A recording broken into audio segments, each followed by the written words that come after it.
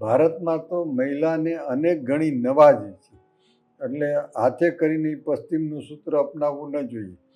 એટલે નારી તું નારાયણી એ સૂત્ર જ બરાબર છે. શિક્ષણ વગરનો કોઈ બાળક ન રહીએ, દવા વગરનો કોઈ દર્દી ન રહીએ, કોઈ અનાથ શબ્દ વાપરે નહીં, અને એ બધા જે છે એને એક છત્ર મળી જાય, એને શિક્ષણ મળી જાય, એના જીવન અને આજીવિકાની વ્યવસ્થાઓ એને થઈ જાય. આના માટે મારી સાથે અનેક લોકો જોડાયેલા છે.